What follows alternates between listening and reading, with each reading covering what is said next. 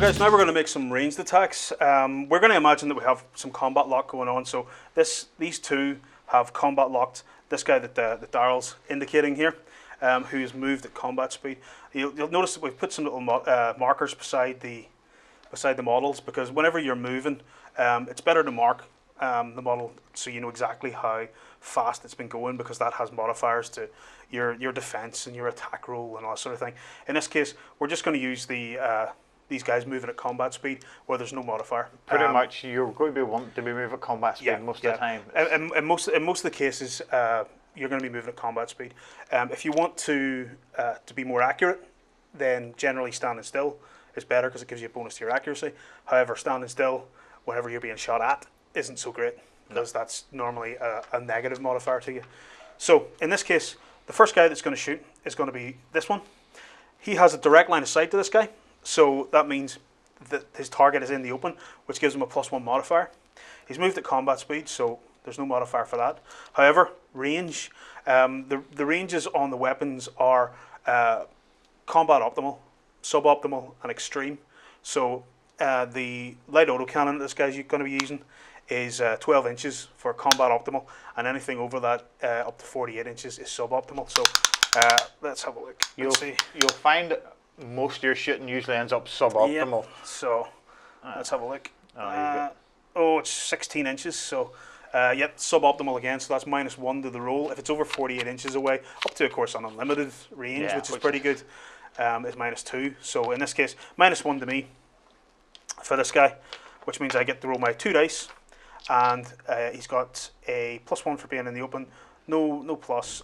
So basically, he's on just a flat number, because the +1 for the target being in the open is cancelled by the range.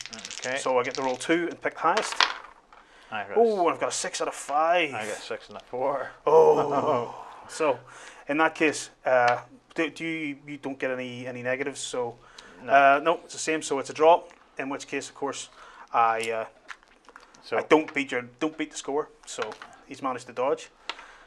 Next up then will be the second guy. Now Daryl's model has a bit of cover against that, so that's a -1.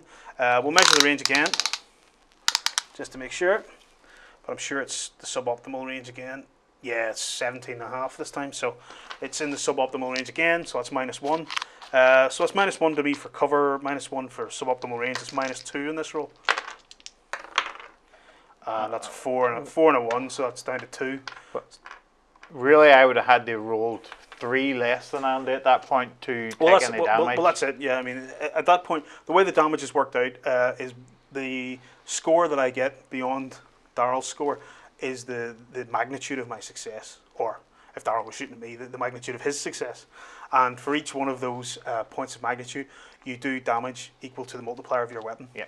So that's how you do some shooting. That's how you get cover against some of the rolls. That's just basic shooting with some basic weapons. There are also weapons that do indirect fire, which can fire over terrain. There are other guys that have high rates of fire. In the case of a high rate of fire weapon, like the autocannon that we're using, it has a couple of points of rate of fire, which can be distributed between either making the spray bigger, which turns it into an AoE, or you can concentrate your fire, which increases the damage on a hit.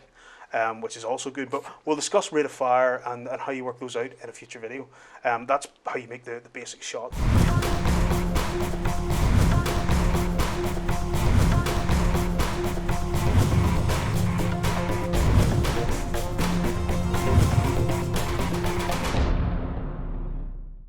So guys, the next thing up is melee attacks. Now melee attacks, of course, are going to be getting your vibroblade and having a good stab at the enemy, or indeed you can ram into them. Ramming into them is mostly what happens whenever you've got tanks and you've other stuff like that. They just impact into it, because obviously a tank's not going to be swinging a sword about its head. Most of the gears come with a blade of some description. Usually a vibroblade, yeah. I think you get bigger stuff. You get axes and swords and whatnot. You do, but the majority of them will have a vibroblade. Certain upgrade mechs or gears normally take. Can get axes and can get big chain swords and things like that, and chainsaw blades and all sorts of. I'm a bit of a fan of an axe. I love axes. I do. But the way this works is almost exactly the same as a ranged attack. except this time we use our defense. So it's my defense skill and your defense skill. The distance you need to be away is 3 inches, so it's 3 inches or less, unless you're making a ram attack, in which case it's base to base. But in this case, we've got 2 of our gears in the front here. One has advanced towards me with it at combat speed. However, I decided to charge up at my full speed. Full speed. The faster I go, the better bonus I get in combat. Yeah. So whenever I run in, that's going to give me a +1. Now, the other thing, if you saw earlier on in one of the other videos, we were talking about size and how important that is. The bigger you are, the better you are in close combat, basically, because you can just smash the other guy about. In this case, we're both the same size. So both these gears are size 6. However, because I'm going faster, I get a +1 to the roll. So again, it's 2 dice. And I've got 4s this time, so 2 4s. 5. You got 5, and I get a +1, which of course is exactly the same. So we have managed not to hurt each other again. Yeah, again. But what happens, of course, in that case is if you're using a melee weapon, the damage multiplier of it tends to be the size of your gear plus a modifier. In the case of Vibroblade, it's +2. So the damage multiplier for this gear with his Vibroblade would be 8. Which isn't that bad. It's not too bad, especially for some melee combat. If you're a big gear, then you can move really fast. Then melee combat suddenly becomes a really good idea. Or if you're one of those lucky guys who gets one of the really big kick-ass melee weapons that are really, really good, like the combat staff or the axe or something like that, then some of those are really good. Or indeed, some of the guys from Heavy Gear Arena, some of the gladiator type guys who come running around with 2 swords and things and do all sorts of horrible slicing and dicing against enemy gears. Two swords are always good. Always good. Well, I'd rather have 2 axes. Right. So guys, that's how you make a basic melee attack. Get within 3 inches and make your dice rolls and see who gets the highest. So we'll come back and we'll talk about some damage.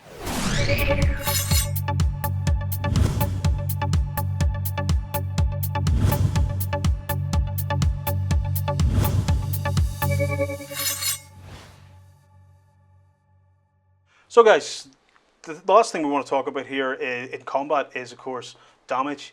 Now, the way that damage works is that there's a multiplier on the weapon, and the magnitude of your success, which is the difference between my roll and Daryl's roll, is the amount that multiplier is then multiplied by in order to give you your total amount of damage. If, for example, I had hit over here with this melee attack and hit by a magnitude of 2, my multiplier for the weapon is 8. So 8 times 2, 16. That would have been 16 points of damage. That then has to be taken off the armor value of Daryl's gear. Each gear and every model has a certain amount of boxes. Yes. And this is where the time score all comes into. Yep. Is getting to that target score to get rid of a box. 16 would have taken 1 point. Well, 16 just about takes off 1 1 point. point. The thing is, if the first box was 15, for instance, and you only scored 14, I wouldn't lose a box. That's right. Yeah. So you have to get to that score. So that's why sometimes, because we were chatting about this earlier, sometimes bigger guns aren't always necessarily better at this, because you get some of the guns that have times 32 damage, but if each box of yours is 17, and they need 34, really. Yeah, to knock off 2. So you might as well have had a times 18 damage gun, because it would have did the same amount for you. So that's it. Yeah, I mean, it's all about the magnitude and then how big your weapon is. So I mean, the bigger a hit you have, so the higher the magnitude, the better it is, and doesn't matter really which gun you have. It's better. The other thing is, we have to remember, we're saying sometimes little guns are better, but also sometimes big guns are better, because if you can knock out 3 boxes, then you're dead. Well, that's it. There's a threshold as well, an overkill threshold, that if you can do over that amount of damage in one hit, it's enough to wipe out whatever your target is. It's a fireball, and that's it, and it's dead. Yeah, it's generally about just slightly over 3 boxes damage. It's normally about that, yeah. And of course, the bigger the model, if it's a tank or something like that, it's going to be something extraordinary that you have to roll, which is when you need, of course, the big weapons.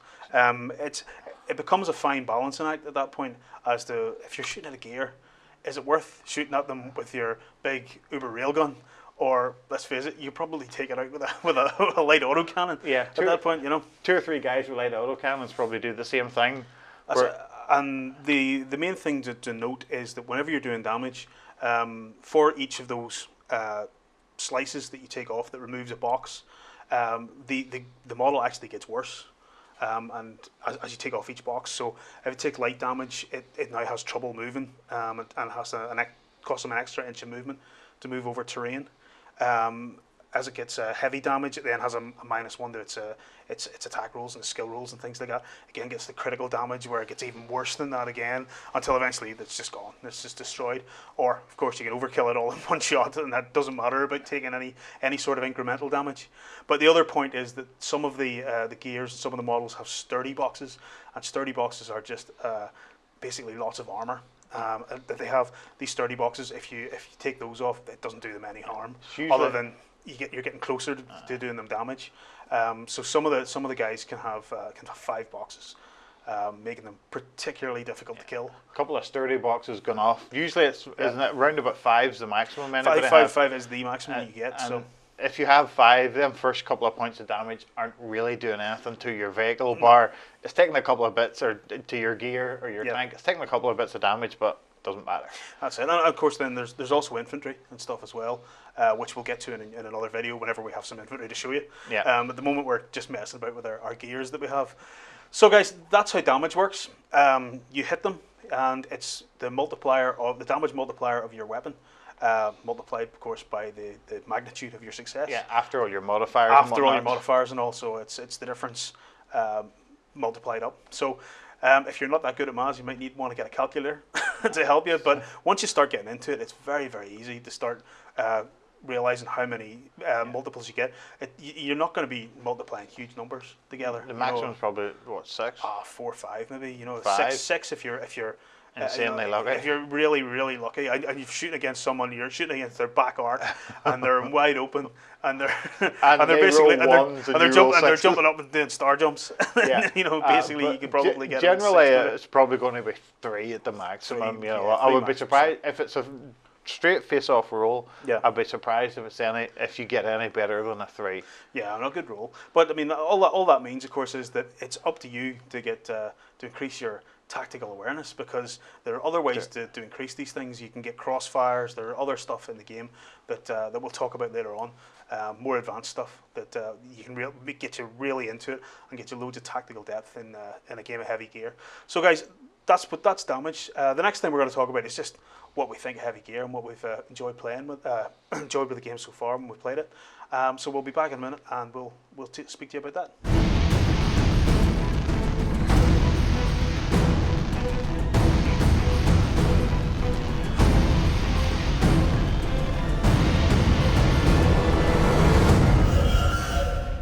So, guys, we've been playing heavy gear for a little bit now, and trying to get a hang of it. And really, these last series of videos is a very, very basic introduction to the game itself. There are a lot more in-depth rules, a lot of tactical depth to the game that we didn't cover. We just covered bits, of course, of ranged attacks, how to make your ranged attacks, how to stab someone, and how to make your moves, and of course the difference in speed that you can represent with these dice or with little counters or whatever. But other than that, I mean, there are a lot of extra rules that in the game that just make it different, I suppose, from a lot of the other games out there. There are command points. Your commander has command points that he can hand out, which allows you to make a reroll or activate one of your gears out of turn, or generally just gives you another tactical edge to the game. There also, as we're chatting about activating out of turn, you can react. That's right. To somebody else as well, but sometimes, generally, the guy that they're shooting at, you don't necessarily want to react with him. That's it. Yeah. So there are reactions. There are crossfires you can set up as well. This is to increase your damage. Why we've set our guys out wide on the flanks here, because if you can get into the side and the front at the same time, it's helping you to do more damage. You know, there's modifiers, and you want to be getting as much positive That's it. on your modifier as possible. The trick to the game that we've found so far has been you've got to find ways to rack up those modifiers, find ways to stack them up, get a load of guys getting crossfires, try and get all your positive modifiers, as many as you can, to try and take down. You're going for that all important one shot, one kill. Yeah, I guess sometimes you could be going sitting on these dice at +4 or +3 before you actually go to roll a dice, and then it's hard before you go to roll a die. It's hard for the person to even just avoid taking any damage. Never mind if they roll slightly poor, even if you have +2. If I have +2 and then I roll like 5s and you roll 3s, you're going, there's 4 on that dice. That's exactly it. All of a sudden became very painful. That's it. And because there's no coherency, you don't have to keep these guys within a certain range. You can run guys way out to the flanks so that you can get those crossfires. And of course, with unlimited range, it helps as well. The thing I was chatting about, do you run then a big guy out in the flank to try and kill the other guys in the flank? That's it.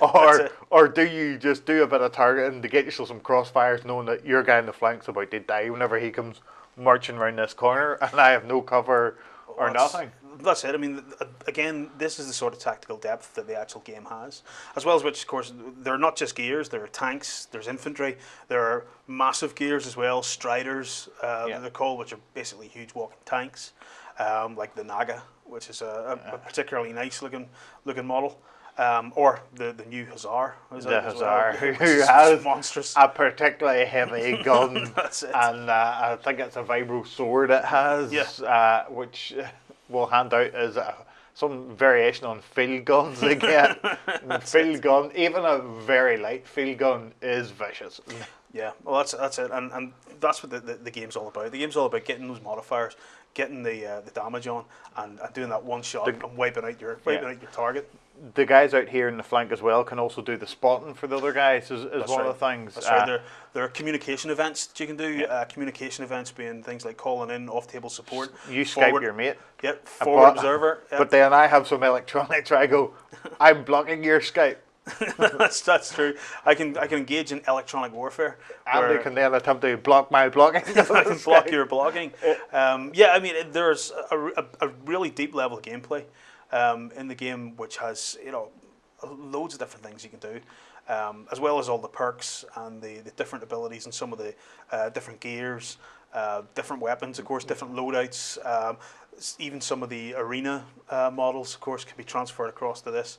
And there are character models coming up and all sorts of stuff that's just going to really kick the game off. There are some fantastic little bits of tactical fun that you can have, setting up huge crossfires and ambushes, and then calling off-table support as well, just for a laugh.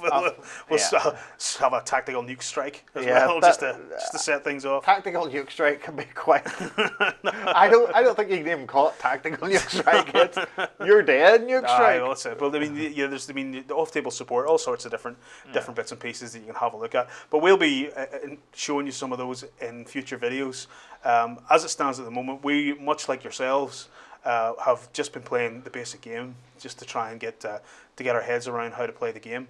But once we start looking at some of the deeper stuff, rather than just doing what we've been doing, which is generally reading the book and having a laugh at some of the great stuff that you can do in it.